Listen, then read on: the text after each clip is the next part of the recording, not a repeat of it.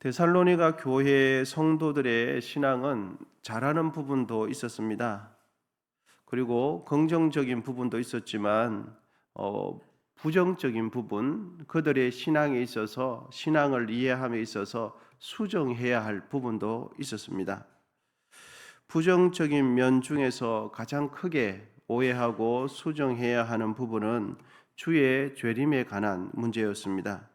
재림과 관련된 부분에 있어서 데살로니가 교회 성도들은 많은 오해를 가지고 있었던 것 같습니다.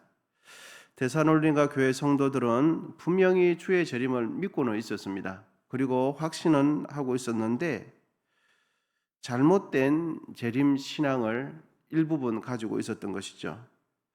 여러분, 오늘 본문뿐만 아니라 성경이 예수님의 재림과 관련해서 우리에게 가르쳐 주는 바는 무엇입니까?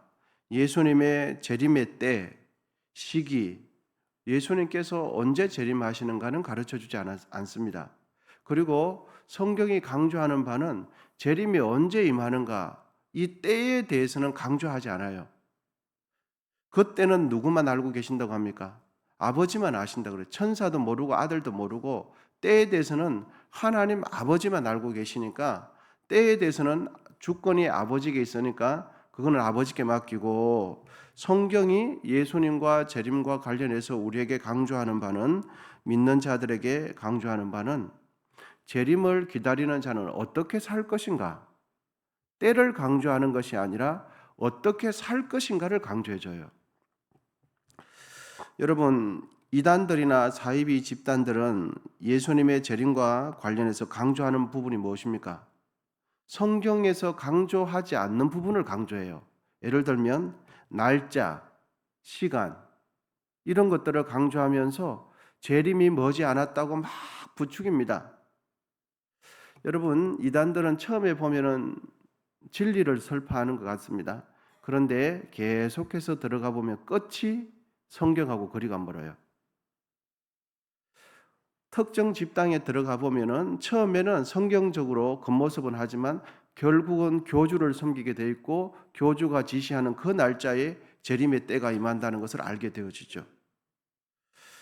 날짜와 시간을 강조함으로써 성경 말씀 위에 굳게 서지 못하고 있는 자들을 미혹을 해요. 여러분, 지금도 그렇지만 여러분, 재림 날짜 시간 하면 우리의 귀가 어떻습니까? 우리도 모르는 사이에 뭐 특별한 걸 알려주려고 그러는가 보다 하면서 귀가 솔깃해지는 게 사실이죠. 여러분, 재림에 대해서 언제, 몇 월, 며칠 이렇게 하면 순간 혹 하는 것이 사람입니다.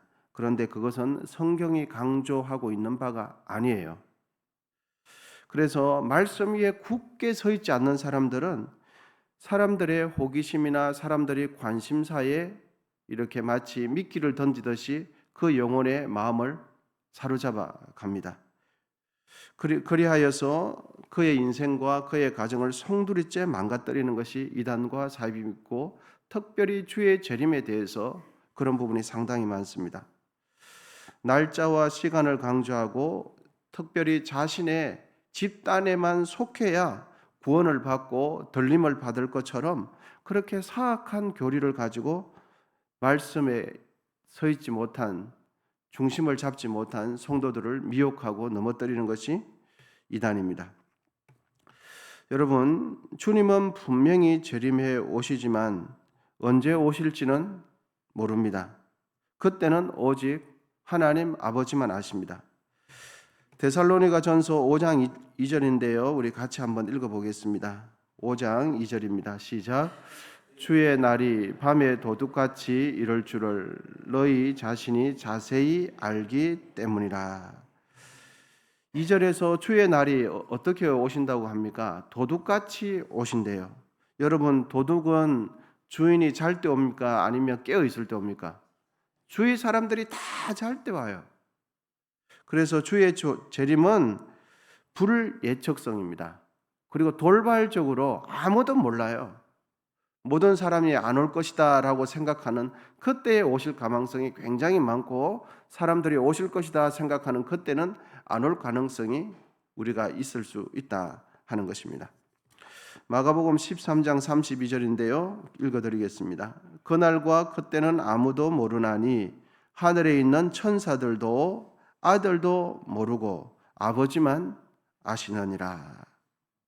그러므로 주의 재림을 기다리는 성도와 교회는 재림이 언제인가 날짜에 집착할 것이 아니라 우리의 삶을 돌아봐야 됩니다.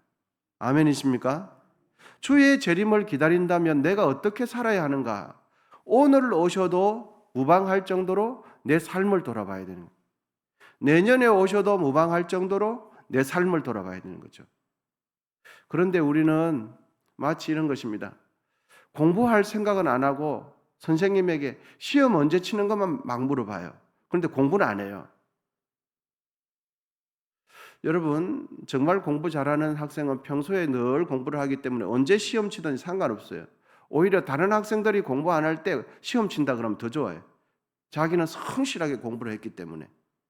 그래서 성경이 가르치는 바는 언제 시험 치냐, 언제 오냐, 이걸 우리에게 가르쳐 주고자 하는 것이 아니라 예수님을 기다리고 재림을 사모하는 자는 어떻게 살아갈 것인가를 가르쳐 주는 거죠. 여러분, 주의 재림을 인정하십니까? 주의 재림을 사모하십니까? 그러면 우리 삶을 돌아봐야 돼요. 지금 주님이 오신다 그러면 내 삶이 이대로 주님께서 받으실 만한가? 내 삶이 아니라 나의 생각, 나의 마음 씀씀이를 주님께서 지금 받으시고 지금 오신다면 나를 칭찬하실 만한가? 이것이 우리의 삶을 돌아본다고 할 수 있겠습니다. 여러분, 제가 40일 금식 해봤더니 40일 금식 기도해봤더니 그것도 산기도 해봤더니 수도 없이 기도해봤더니 환상이 확 열리더니 주님께서 나에게 말씀해 주시기를, 영감을 충만하게 주시기를, 말씀해 주시기를 아마 2026년 정월 초하루에 오실 것 같아. 여러분, 이렇게 말하면 어떻다고요? 이단과 사입이다 하는 겁니다. 누가 되었든지 내가 기도 많이 해봤더니 2027년 5월 1일 날 밤 12시에 올 것 같아. 아마 그 어간에 분명히 올 거야. 여러분, 이렇게 말한다면 누구라고요? 어느 누가 되었든지 이단이라는 거예요. 여러분, 말씀 위에 굳게 서시기를 축복합니다. 어느 교회, 어느 큰 교회 수십만 명 되는 그 교회 담임 목사가 그랬다. 여러분, 그분도 누굽니까? 이단이에요. 여러분, 믿습니까? 우리 교회에 예를 들어서 어느 총회장님이 그랬다. 여러분, 그분 누굽니까? 성경에서 벗어난, 성경에 전혀 근거 없는 엉터리 이야기하는 겁니다. 말씀을 믿게 되시기를 축복합니다.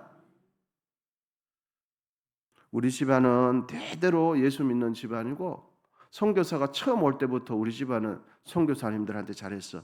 목회자들한테 잘했고, 정말 우리 할아버지는 교회 100개 세웠어. 이러면서 주의 재림이 언제 올 거다 이렇게 말하는 것은 여러분, 어느 누가 되었든지 전부 다 성경에서 빗나간 엉터리 이야기입니다. 엉터리 이야기고 거짓 가르침이고 전부 다 성경을 속이는 이야기예요. 그 사람이 성경 위에 있는 사람이에요. 하나님 위에 있는 사람이라고 이야기하죠. 그런 식으로 사람들에게 접근하는 이들이 있다면 여러분, 예외 없이 성경에서 빗나간 사람들입니다. 이단이요 거짓 사이비 집단이는 것을 우리 깊이 생각하실 수 있기를 축복합니다. 나도 모르게 그런 생각이 들어요. 기도 많이 해봤더니 아무도 안 알려주지는 않았는데 조심스럽게 언제 자꾸만 눈만 감으면 달력이 보이면서 언제 이러면서 동그라미 확 치면서, 여러분, 그러면 제가 누굽니까? 맞습니다. 여러분, 나 자신을 믿지 말고 나의 느낌을 믿지 말고 하나님 말씀을 붙드시게 축복합니다.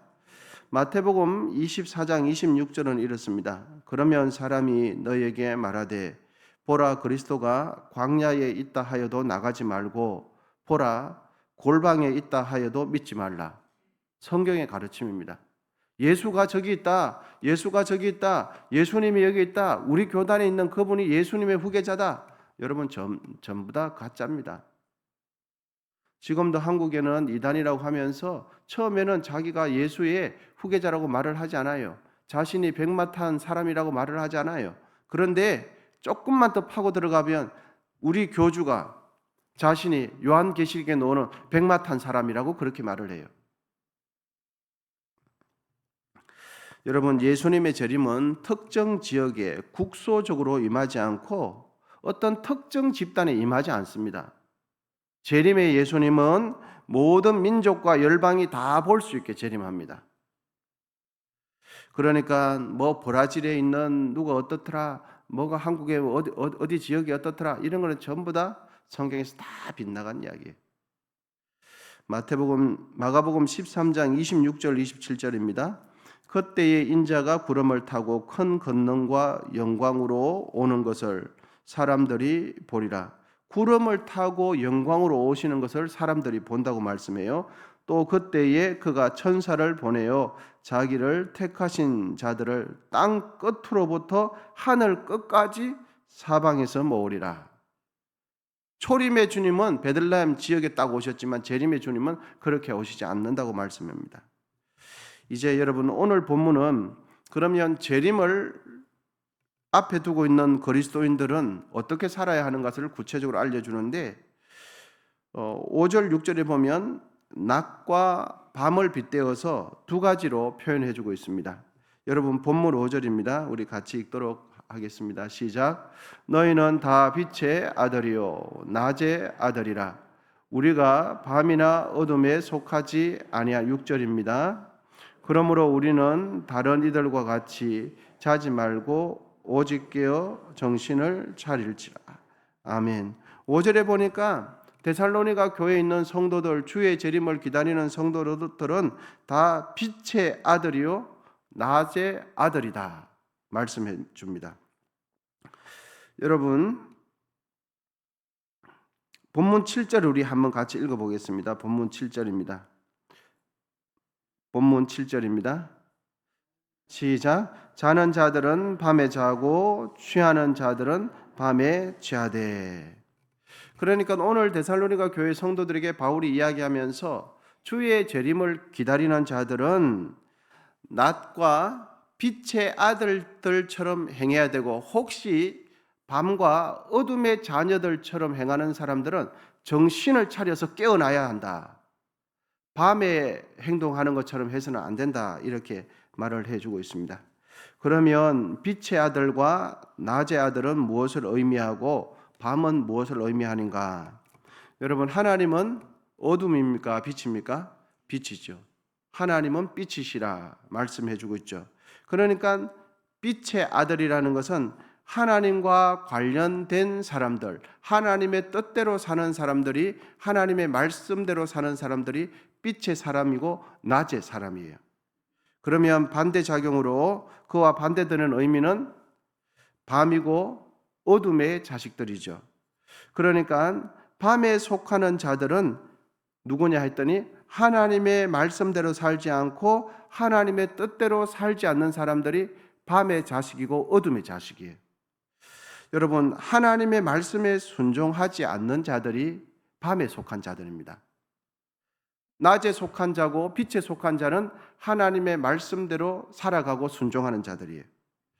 여러분, 로마서 13장 11절에서 14절은 빛에 속한 삶이 무엇인지 우리에게 오늘 본문과 함께 조금 더 상세하게 설명해 주는데 읽어드리겠습니다. 또한 너희가 이 시기를 알거니와 자다가 깰 때가 벌써 되었나니 이는 이제 우리의 구원이 처음 믿을 때보다 가까웠습니다. 밤이 깊고 낮이 가까웠으니 그러므로 우리가 어둠의 일을 벗고 빛의 갑옷을 입자. 낮에와 같이 단정히 행하고 방탕하거나 술 취하지 말며 음란하거나 호색하지 말며 다투거나 시기하지 말고 오직 주 예수 그리스도로 옷 입고 정욕을 위하여 육신의 일을 도모하지 말라. 여러분, 예수님의 재림을 진실로 믿고 기다리는 사람들은 어떻게 살아야 할까요? 술 취하면 안 됩니다. 그리고 음란이나 호색을 끊어야 돼요.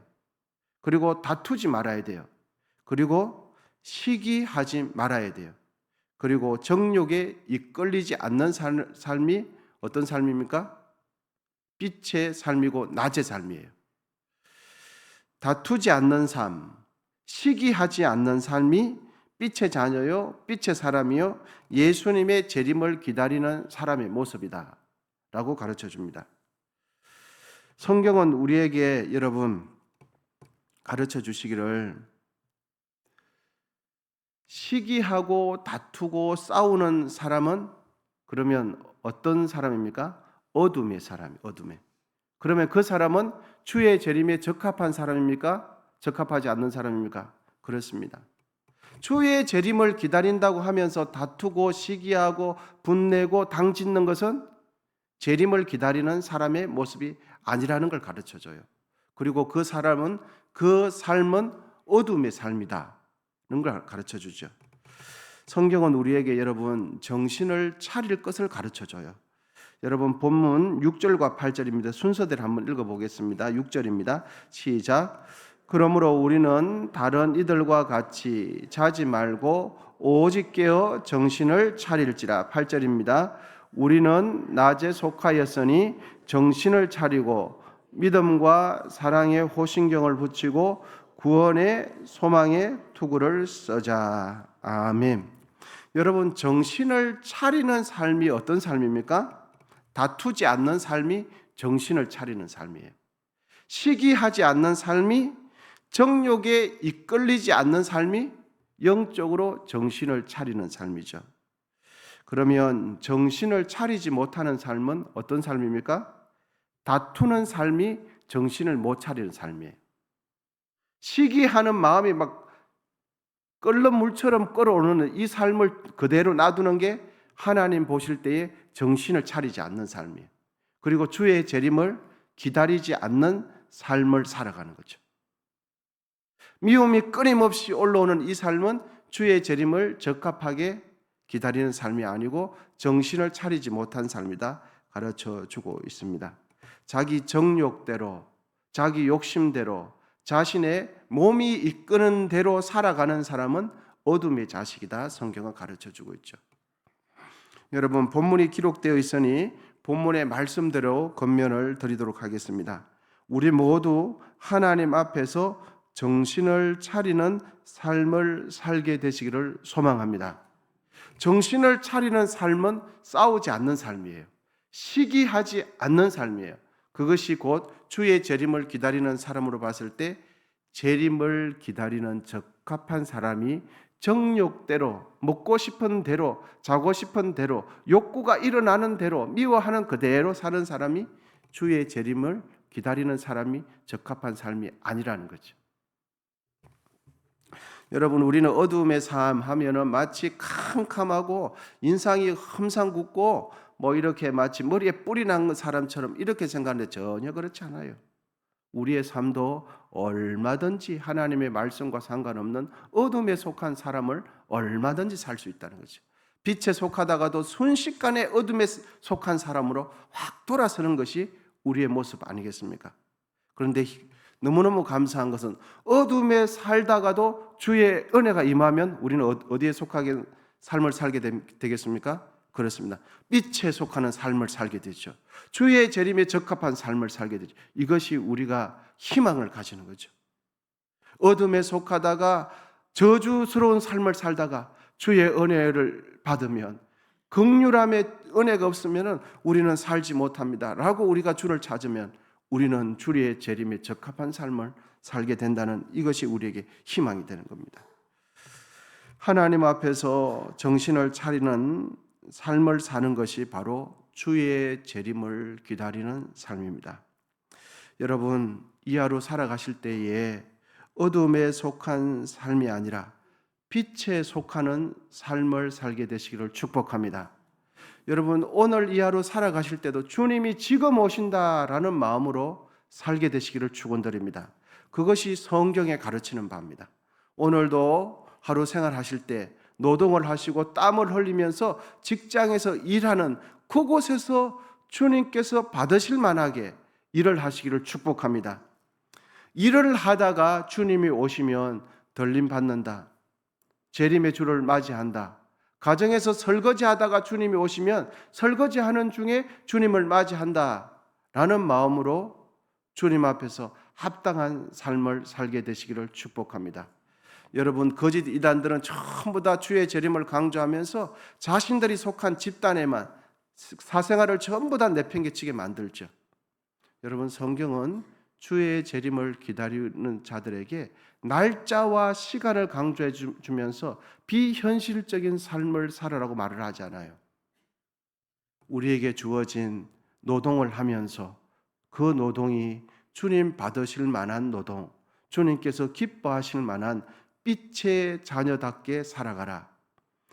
며느리와의 관계, 자녀와의 관계, 부모와의 관계도 받으실 만한 그 삶이 우리의 하나님 앞에서 재림을 기다리는 사람의 모습이라는 것을 기억하시면서 오늘 이 하루도 우리에게 주어진 일 기쁨으로 감당하게 되시기를 축복합니다. 기도하겠습니다.